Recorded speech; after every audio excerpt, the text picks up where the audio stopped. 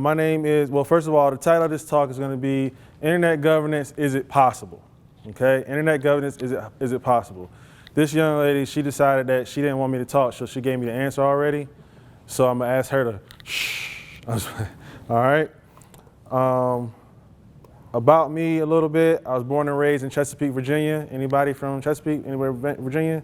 Virginia Beach. Close enough. See, you, all right. Gotcha. All right.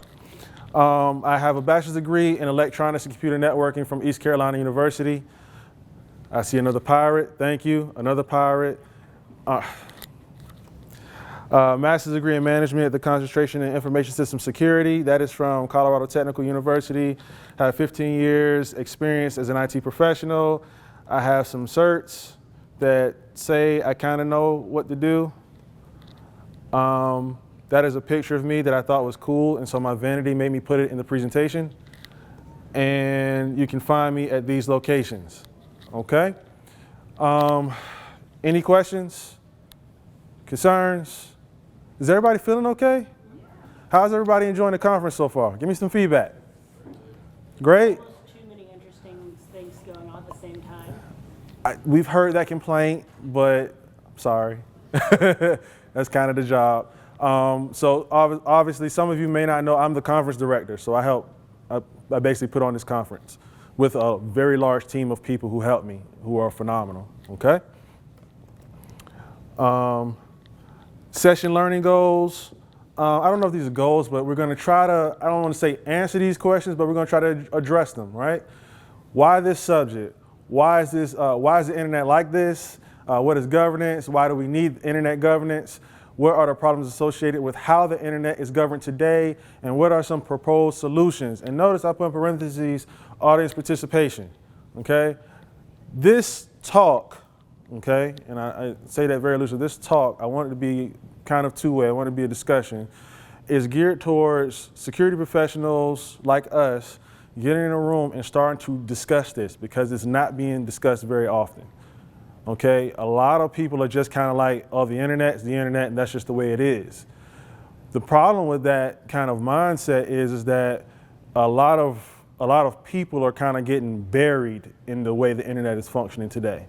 Whether that's from a privacy perspective, whether that's from data, whether that's being overly exposed, just you name it. There's a bunch of issues with the way the internet is governed today that is really having a negative impact on us as individuals. Does that make sense? Okay. I just like that picture. I don't know why, so I put it there. So why this subject? He's going to come up here and he's going to do something to me. The volume, I've changed the volume. Oh, okay. Sorry. So currently, I attend North Carolina Central School of Law. I'm in law school. All right, I'm pursuing my JD to focus in, first of all, cybersecurity law and also patent law, okay? The reason why this is relevant is because while I was there, as I said, I'm pursuing cybersecurity law, I had the opportunity to attend Chapel Hill's School of Law. And while there, go Hills. And while there, I took a class called Cyberspace Law with Professor Ardia. It was an extraordinarily fascinating course. I expected it to be kind of a breeze course, and it was exactly opposite. It required like a 30-page paper at the end, something that I loathe, but the beginnings or the information I gathered in order to write that paper is why I'm talking about this. It was just so interesting. I read about 3,000 pages of information for that one class. Okay, so a lot of reading. May not sound to a lot to you, but if you know me, that is a tremendous amount of information over like 3 months. All right, and so with that information, I kind of put this talk together, kind of got us here today. All right, so why is the internet like this? Who can tell me what's the foundations of the internet? Anybody? Okay. ARPANET, that's one. What was the founding principle? What was the foundation? Why is the internet important when it came into being? Anybody? Share information quicker.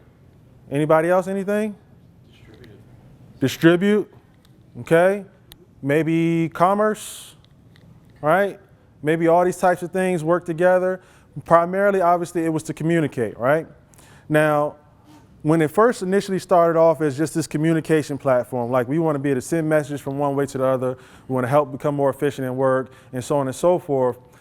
What happens typically right after you develop something new? You got to figure out a way to, who said monetize? My man, monetize it. You got to make it make money, right? So when you think about it, what is the primary way that you can make money on the internet? Ads. Who said that? Okay. All right. So with ads, all right, that necessitated some things that we are really, really struggling with and suffering with today. Okay. So when we talk about data privacy and surveillance and everything like that, think about this. If you want me to advertise on your website and pay you to advertise on your website, what are one of the things that I have to be able to provide? Metrics.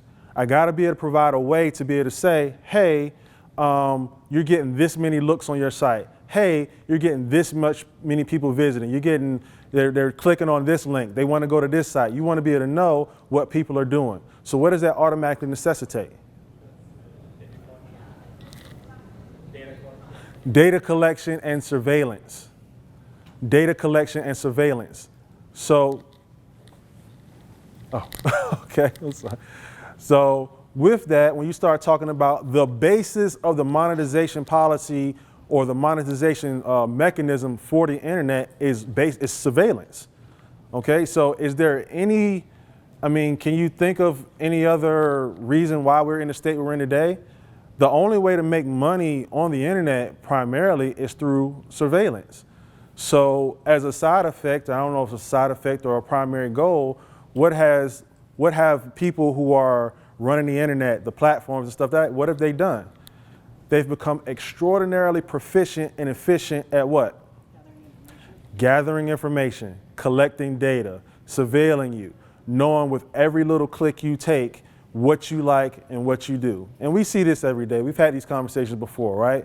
Everybody knows that if you say something too loud in your house and you got Google Home or Amazon something or other, all of a sudden these ads start showing up on your phone, right? Every time you visit something on a website, right? It's almost like if you think about something, it magically appears on your computer screen, okay? It's like they got something implanted in your brain. That is the purpose, that is the goal, that is the underlying monetization policy for the internet. And that has put us in the state that we're in today, right? And so if that is the monetization policy, just like any other corporation that has monetization and things like that, you need some level of governance, right? You need some level of governance, which quite frankly is sorely lacking in my opinion right now. Does that make sense? Any questions so far? So what is governance? Okay, I found this slide at the International Security Sector Advisor Team, okay? A system of checks and balances and established norms ranging from formal institutions, informal processes, governing the interactions between major entities through the expectations of performance of individuals. That sounds very complex, but it's basically talking about these things under here. Good governance is participatory, right? How you think we're doing on that? Nobody? Nobody have any ideas? You think we're doing good on participation and governance? No? Yeah, we're doing very bad. Nobody is trying to govern it, right? Equitable and inclusive. How about that? Well, that's all in the eyes of the beholder. That depends on which side of the coin you're on, right? Because if you're the loudest voice, you got 1 million followers or something like that, you're thinking, man, I'm included. It's very equitable for me. I'm good. But if you're some little person that's got 12 followers like me, you're thinking, man, this kind of sucks. This ain't helping me. What is this, right? Effective and efficient. Well, we don't have any governance right now, really, so I can't say it's effective and efficient. Who's accountable? Nobody. Is it transparent? How about obeys the rule of law? No. Consensus oriented? Responsive? none of the things that this site, and I agree with, that's why I chose this slide, that encompass good governance are being done today, right? So why do we need governance? And we talked about this, right? The most important commodity on the internet, right, is what? Information, data. It's not the people, well, actually, some people will say it's the people, but it's only the people because people generate data, right? The goal of the internet is to collect data, all right? That's the underlying goal. So for all the data that you provide and, by simply existing, what do you get in return for that? Yeah, you get ads. You get people to try to, I don't want to say, well, I mean, to be honest with you, trick you and manipulate you into doing some things that you may not really want to do, right? Anybody heard about, it's been maybe 5 or 6 years ago now, maybe a little more. Facebook did a study, okay? It's a very interesting study, but I want you to think about the implications of this study. What they did was they figured out that, and ladies, I'm sorry, this is gonna sound sexist, so I'm apologizing up front, okay? They figured out that women tend to buy more cosmetic goods when they feel sad. They figured that out. They were able to read the data and say when women are sad, they buy more cosmetics, okay? So what did Facebook do as an experiment? Made women sad. They altered their feed on Facebook to only send them data that they thought would make them sad. And then they followed that up by sending them ads for cosmetics. Ooh. So think about what just happened there. That's That is, an ethical violation. yes, very ethically, we'll just say not good, okay? So think about it, that's literally on the borderline behavioral modification. They figured out how to manipulate the way you think with their ads and then forced you, or I don't want to say forced you, but coerced you into something because of your now, we'll say weakened state. Does that make sense? Who said that? I'm sorry. Manipulated state, even better word. Thank you, sir. So that is why we need governance, because that should not be able to happen, right? Think about old time ads, right? Old print ads, right? Remember the big billboards? You still see them every now and again, right? Big print ads had one big thing in common, right? First of all, they couldn't manipulate it like that. And all they did was basically say, hey, we have this available so that you know that in case you decide you want that, you can go and purchase it, okay? Think about that. It was more choice on the individual. I could see a big billboard and I say, that's cool. Man, when I get some money, I might think, maybe I'll remember to go and buy that. Okay, well, let's think about it today. In multimedia ads, digital ads, they're targeted. They're not trying to inform you that they're there. They're trying to force you, manipulate you into purchasing it right now. In other words, dare I say, they're bordering on trying to manipulate you or trying to force you to purchase something that you may not really need. I want to add to that. Yes, ma'am. I feel like they weaponize your data against you, and that is exactly what they're doing. Yep. Very great point. She said that she feels like they weaponize the data that they collect against you. And that's in essence what is going on. Okay? That's almost the entire purpose of Cambridge Analytica. Absolutely. Absolutely. So let's see. So problems associated with internet governance. We know the why now. It's because people take advantage. They're going to try to manipulate you. They're going to try to coerce you. They want to use your data against you, weaponize it against you for marketing purposes because they want to make more money. I don't have a problem with making money. I feel like you should make money through the people, not on the backs of the people. There is a difference. Does that make sense? Okay, so problems associated with internet governance. What would be the basis of the governance? Okay? Who would govern it? Jurisdictional issues, cultural differences, what laws should be used to govern it, enforcement, and immunity. That last one is very interesting. We'll get to that. Okay. So, what should be the basis of the governance? The Declaration of Independence of Cyberspace. Let me see if I can pull this up. Has anybody ever seen that before? Okay, this laptop is going to drive me nuts.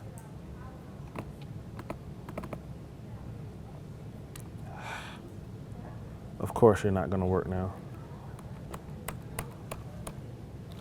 All right, screw it. Yes. Oh, you take it. We're gonna post a presentation. Yeah, it's fine. It's fine. I'll post a presentation. I'm sorry. So, what I wanted to show you, this guy here, John Perry Barlow. Look this up when you get a chance. The Declaration of Independence of the Internet. Okay, it is basically a manifesto, and basically it says, and I'll try to summarize this very quickly. It says the internet is not for the government. We do not want government. We do not need government. We are free people here. We did not elect the government as we do in regular society. We came into the internet free without government, and we don't want anybody trying to add it on to us later. Okay, that's just basic summary, and it's a very long way, very eloquent way of saying just that. Okay, so that's basically what we have today. Do we want that to be the basis of governance for the internet? Okay, do we want the Constitution to be the basis of the internet or the governance for the internet? It's not really applicable, right? We try to mold it with certain freedoms and things that we believe that we have, inherent as far as being U.S. citizens. But remember, this is America. This is not the world. Does that make sense? We are a global society now. So that, having the basis be that, is not going to work. And so if we don't use ours, who else do we use?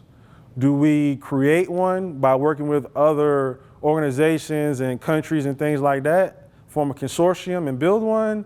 That sounds good, but how many other cultures function as we do to where we would accept some of their limitations? That gets tough. What laws should be used to govern it? Okay, so you got China there, they're the largest internet user right now. You got India, they're the second largest. And I threw Russia in there because, it's freaking Russia, why not? Okay? They have a bunch of different laws than we have, right? Is anybody familiar with the Chinese, the new rules, the system they have now, where you get points for acting right or behaving properly and things like that? Yeah. Okay, so let me ask you a question. How many of you behave well on the internet at all times? I appreciate that. Thank you. One. All right, so think about that for a second. You get points based on how you behave in life, and not just the internet, but overall. And these people are surveilling you to help you determine that. Do we want them to have input into how the internet is governed? Or what about India, who is kind of starting to follow the path that China has chosen with some of their internet filtering and content monitoring and things like that? Or Russia, same thing, right? Very, very, I don't want to say reclusive, but I would say very, very strict guidelines for what you can do and say on the internet, right? I don't think we want them to handle that. Enforcement, who's going to enforce it? Any ideas? Should be an international coalition, not just one country or another. It should be. It should be, but let me ask you this question. Remember, our countries are based on autonomy, right? We are United States citizens. Can nobody get to us when we're in these borders that's outside of our borders, right? That's kind of the thing we rock with, right? So think about this. On an international coalition, are we going to allow other countries to then prosecute American citizens? I would think that if we had an international coalition, that the countries that signed on would prosecute the people in it. That sounds great in theory, but in actuality, very rarely does it happen like that. If you think about all the conflicts right now, all the people are trying to get extradited to all the countries that we have agreements with for real crimes. I'm not talking about, oh, you saw the wrong thing on the internet. You're talking about all, murder, bribery, just all kinds of real stuff. They're not sending their citizens here, and we're not sending our citizens there. And we have agreements with them today. So who's going to enforce it? Who are you going to do? Or who are you going to allow to enforce it? There's at some point, some people said, let's let the internet service providers enforce it. What do y'all think about that? Not only no, Okay, I hear you saying no, but why? because they're corporations.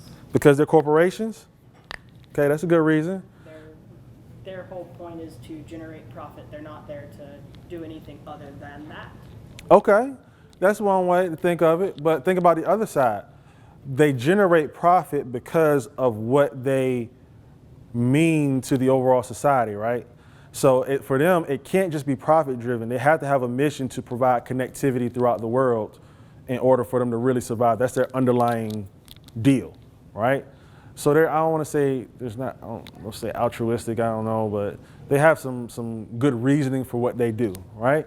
What about the thought about internet service providers, because they're the closest to the data in most cases without being on the server, right? Everybody got to connect to the ISP. Otherwise, you're not on the internet. So maybe that's not such a bad enforcement place, but you raise a great point. They're still a corporation. So I'm just throwing this out there again, philosophical discussion, things I want you to think about. Immunity. This is a big one, okay? This is a big one. Is anybody familiar with CDA Section 230? Computer Decency Act Section 230? If you are, I'll shake your hand.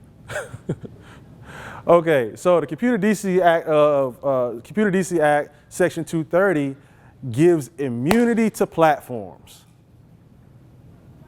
Did y'all know that? Y'all didn't know that? Oh, okay. All right, I'm telling y'all something new. Immunity to what? So they can't be prosecuted for what they post or allow to be posted on any of their platforms. Even if a court order is sought and they are told to take it down. Yes. Didn't something happen that removed that immunity? Because I remember like one of the reasons why Craigslist removed its personal section was because of that. They got hit because of all the crimes that were directly tied to it happening through their website, right? So if you can tie it to something like, okay, people put ads on your site, and as a result of that ad, people are getting murdered, they're probably going to do something about that. And to be honest with you, I don't know that the law forced them to, as much as they said, yeah, this probably is not good publicity. So it was probably more of the market that forced that than the law, because it says they are immune. Section 230 gives immunity. It says that they are treated as an intermediary. They're not the publisher of it, right? Yes, ma'am. So don't they have a responsibility to, if they know something to be true or false, to let it filter through or stop it? For an example, with the voting situation we had a few years ago, where false advertisement came through on Facebook, and it swayed a lot of the voters, even though it was inaccurate information. The question is, they should have a responsibility to the, to the society. If you're constantly putting out false information. I agree with you wholeheartedly. They should feel that way. They don't. There is nothing to force them to do that, because actually the statute says, or the act says, if they begin to, what's the word I'm looking for? Moderate the postings and things like that, now they lose their immunity. Because they're saying, no, we're going to make you immune, and we're just going to go after the actual publishers. You're intermediaries, you're not publishers, you're immune. Now, if you start moderating stuff, okay, now you move into the realm of a publisher, because you're moderating the content that you're putting out, and now you're going to lose your immunity. And so the platforms have less incentive to do what? Moderate. To start moderating. Yes, sir. But Facebook does moderate their content. They do for certain very specific things. How does that not break their immunity? Because can't conflict with the Constitution. So if it's something that is literally inciting something, like where it's like hate speech or something like that, they can get away with doing that, and it's a very fine line. I wasn't talking about hate speech. I'm talking No. about they have their community guidelines or whatever. Mm-hmm. You can't post like pictures or whatever. That's their policy. The government cannot. The government's not doing that. That's not considered moderation because it's under terms. That is under their terms of service. Okay. Yes. So by modifying the news feeds, are they not moderating things? Hey, you're asking a good question. I don't know the answer to that. They would fall. They've classified that as an experiment, as research. That's what. Hey, look, I can't make this stuff up. So basically, what's happening is all those news feeds that you see. You know, you're not actually seeing all the feeds that your friends are putting up, right? Right. What they're doing is they're going off. They're saying they're using your behavior to moderate. So they're saying, oh, well, the friends that they talk to most frequently, then we'll let those feeds come through. If it's somebody they ain't talked to for a while, they haven't tried to reach out to or something like that, if it's not a topic that they've run a search for, a Google search for, or anything like that in the recent history or anything like that, they use all that data to help determine what is going to be allowed in your feed. But understand, it's fully within their control of what goes on that feed. Okay? So that is kind of the problem when I talk about the immunities issue when we talk about governance, because if you think about it, the platforms are the most powerful things on the internet right now. Who's more important than Facebook or Google? Amazon? Okay, Amazon. Amazon. Can't forget about Amazon. All right? But Amazon ain't really pushing the same type of data yet. I don't know if they're going to get into that. I was going to say, doesn't it really depend on the type of information, Mm-hmm. whether you're posting or whether it's the information that's being, the surveillance that's being captured about you? I mean, as to how you're going to govern that. I mean, we have things Yeah. like GDPR, we have things like CCPA Yeah. that look at things like PII, which is Right. classification of data. But how do you classify metadata about an individual user and his behavior on some of these platforms? We're going to get into that in a couple more slides. Yes, sir. So you're getting into like digital property rights at that point. All right? And so we'll go there in a minute. Well, how I'm looking. Okay, I'm good. Okay. So with that, again, who's the most powerful ones? There's an inherent problem that's created with these platforms. Google, Facebook, Amazon, they are so large. They're so big. So one of the things we didn't mention earlier when I asked you what were the purposes of the internet, anybody remember, so think about this. Now individuals have the potential to be heard, right? But the other big word that we did not mention, the benefit of the internet, is innovation. Free sharing of ideas that allows or brings about innovation. And so that is the biggest defense that platforms use against being censored and having all that type of governance and things over them, because they say, hey, we got free area. We need a free area where people can share thoughts and ideas and talk together and communicate and all that stuff. And that's going to spur innovation, and it's going to be great, and it's going to be awesome, and not really so much. All right? Yes. Oh, I'm sorry. I thought you had a question. So did anybody see, I saw something on, listen to NPR. What's the lady's name? The Alexandria Ocasio-Cortez. Did I get that halfway right? AOC. She was interviewing, she was questioning Zuckerberg in a hearing here recently. Oh, yeah. And she gave a hypothetical. And his lack of answer was very, very loud. The hypothetical was, if I post something that said, and you know, obviously she's Democratic side, she said, if I posted something about a whole bunch of Republican candidates that said they voted for the Green New Deal, which would be contrary to what their beliefs are, would you take that down? And he didn't really give a clear answer. He said, lies are bad. That's a quote. I'll lie to you not. He said, lies are bad. I would agree that lies are bad. But in essence, what he did not say is that he would take it down. Now, that would be a blatant lie in most cases for, conservative minded people, things like that, right? But that's a blatant lie. Now, think about how big the platform that Facebook is. How many people will see that lie? Would that impact voters? Would that impact an election? Would that impact, as you were talking before, what is the impact of it? So again, that kind of speaks to, again, why we need governance, why these platforms, why this immunity. I'm not going against the immunity. I want to be clear. I think immunity is good.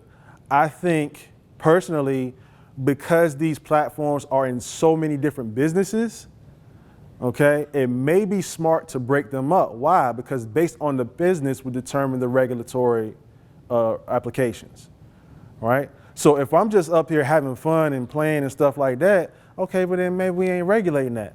But the moment they start getting to the point to where, all right, this is political commentary, or these are political ads, or people are paying to put this stuff and we know it's false, then maybe there's some level of regulation needs to be applied to that section of content, right? But it's hard to do that if you're all one huge company. And that's why you're hearing some of the people kind of make the argument that maybe the platform should be broken up, right? Then you automatically can create that separation, and then maybe you get a little more control over what goes on. Now, I'm not saying that's the right thing to do. I'm not saying it's the wrong thing to do. I'm just saying that is a point of view that is shared, and I don't think it's necessarily bad. Okay. All right, so this was a case study, not really a case study, it was a case about a lawsuit that arose out of, let me see, the Wall Street Journal, Google's iPhone. Okay, so this is Google iPhone case. All right, I was looking at my notes, sorry. So this is the Google iPhone case. So basically, I don't know if you guys ever knew this, but there was an option available where you could tell them, I will not accept your cookies, right, on like your phone. I won't accept your cookies. I don't want you to play no cookies. I don't want you tracking me, right? Well, what did you think Google did? Still put cookies. They bypassed the the permissions on the phone and still embedded cookies so they could track everybody and do all this bad stuff. All right? That, again, is another reason why we need governance. They got in trouble for it, but how many of you knew they actually did that? 5? I think I counted 5. I would have assumed they did, but I didn't know specifically that they had. Yeah, there was a case on it.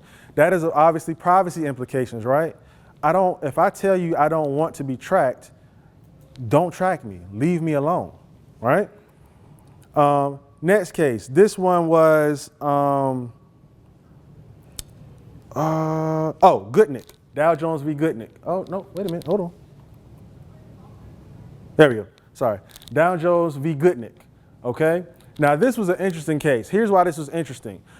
Dow Jones & Co. is an American company. They published an article that was considered defamatory against Mr. Goodnick. Mr. Goodnick sued in Australia, won a judgment, and forced Dow Jones, an American company, to apologize, and I think they may have had to pay compensation. Think about that for a second.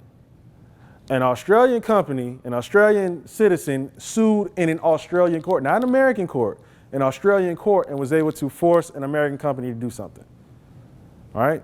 So we start talking about maybe jurisdictional issues there, right? That's not something that typically happens very often, and it can create issues, right? Because now, what kind of precedence does that set? Because when you talk about legalities, it's all about precedence. If somebody else was able to do it, then 9 times out of 10, the courts are going to say, you can do it too, all right? And then GDPR, my favorite. Don't we love GDPR? Who loves GDPR? Go ahead, raise your hand. Let me see. Okay, you're a consultant. They're hiring you to do compliance, and you got a great job off of that, so I get it. Okay. But other than that, other than our compliance guys, GDPR is not bad. It's not bad. And I want to stress that it's not bad because it does a lot of wonderful things that I personally like a lot that I wish we would do here. However, GDPR has created some issues, right? So let's talk about some of the things it allows. Transparent information communication, okay? Information to be provided where personal data are collected from the data subject. So in other words, there has to be full transparency, okay? If a company is collecting data about you, they have to know what they're collecting, why they're collecting it, and they have to be able to provide an account for it, okay? And it has to be able to provide an account on demand, all right? What's the favorite piece of GDPR for consumers? Say it one more time. Right to be forgotten. Who don't love that? Anybody? Who would like to be forgotten from the internet every now and again? I know I would, okay? I'm sure there's millions of people who've posted something ridiculous who would love to be able to be forgotten from the internet, okay? That is an awesome tool. What about the other one, data portability? Y'all know about that one, data portability? Who knows what data portability means?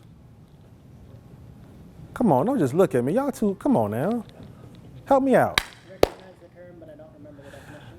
Okay, so think about this concept. Data portability is very, very simple.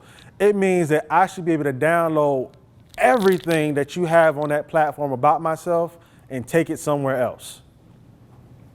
What are the implications of that? Think about that for a second. Yeah.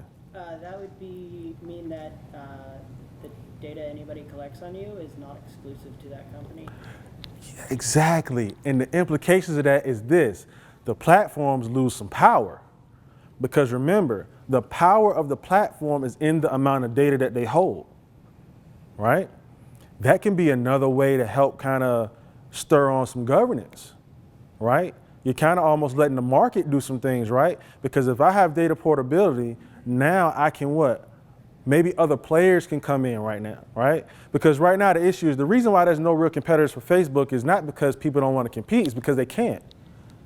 It's not easy, right? Are you going to be able to convince all your friends and family to go over to this platform with you? Probably not. Why? They're comfortable on Facebook. It's not easy to do. But if we got data portability, when Facebook starts doing dumb things, things we don't like, and there's a competitor, fine. Port my data over to Devon book. Okay? Devon book. Everybody's data safe. We're going to have a good time, and it's going to be wonderful. Okay? Even Google Plus failed for that reason. There you go. Google, say it again. Google Plus. Yep. Google Plus failed for that reason. They got into the market too late. There is a such thing as too late, right? So GDPR, very, very cool. I like it. Is anybody familiar with CCPA? The California one? Okay, so real quick. One of the issues with GDPR in Europe is it's crushing small business. Okay, it's crushing small business, and it has, as a side effect, it has created a new market for the large platforms. Did y'all know that? So basically what's happening is they have to be compliant with GDPR. If you're a small business, you may not be able to afford to do everything and implement all the requirements that are associated with GDPR, right? So what has happened is those small businesses are now going to the platforms, and the platforms are providing GDPR as a service. Did y'all know that? So inadvertently, the thing that they were trying to use to help kind of stir some of the strength of the platforms created a new mechanism, a new income stream for the platforms. Because now they can sell that service. They can tap into it. Hey, you tap into our system, you're GDPR compliant, you're good to go, keep it moving. Okay? Why I like the CCPA is because what they do is they have those similar rules. They have some similar rules, there's some differences. But one of the things they implement that I like is they implemented a number, income level, right? A revenue level.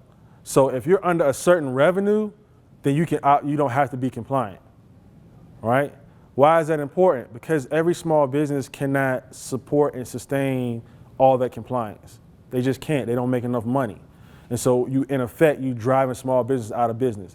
That one rule, if added to GDPR, can have some real positive impact. Okay, now the rest of CCPA, they got some, it's a good attempt. The other issue with GDPR, before I go on to this, is think about what it's doing. It is not just imposing European rules, it is de facto creating a new rule for the US, for US companies that do business in Europe, right? And it's not just even if you do business in Europe, because what are some of the rules? You got to have that new privacy statement. So just in case some European person comes on your website or uses your service without you even asking them to, just by virtue of you being on the internet, now you're subject to potential issues. That sounds awful, right? So you in effect added a new regulation to American companies that they really did not want or care to do. Okay, so that's the other issue when we start talking about governance. So I know this slide's been up here a little bit. I found this online and I just thought it was cool. What if I told you there were no problems, only solutions that haven't been found yet? That sounds so Morpheus, doesn't it? What, y'all like that? There's I'm sorry, I gotta do the sign. So there was a what did he say in one of the other Matrix movies? And it wasn't Morpheus, it was another guy. He was trying to tell a guy to obey a direct order, and the guy was kind of responding back like, I don't want to do it. And then the head guy said, look, your cooperation is not a prerequisite for your understanding. All right? Or I'm saying, your understanding is not a prerequisite for your cooperation. All right? So he's saying, look, I don't need you to understand. You're going to do what I told you to do. I use that with my kids. I love it. All right. So here you go. So 4 modalities, okay? What are modalities? These are things, and this is actually in my law school course, these were the things that we focused on. So every topic that we cover in that class, being it political discourse on the internet, hate speech on the internet, the monetization project, all the stuff, we covered it from the lens of these modalities. How would laws impact governance? How would the market impact governance? How would societal norms impact it? And how would architecture, the actual technology, the code behind the internet, how would that impact it? How would we view it through those lenses, right? So I got a few solutions, okay? None of them's great, but they just some thoughts, okay? So this first one, anybody know what this is? Buyer beware. Buyer beware, caveat emptor. Who cares? I ain't doing nothing. Don't ask me to do nothing. I ain't add you no governance. I ain't giving you no governance. That's it. It's just the internet. Deal with it.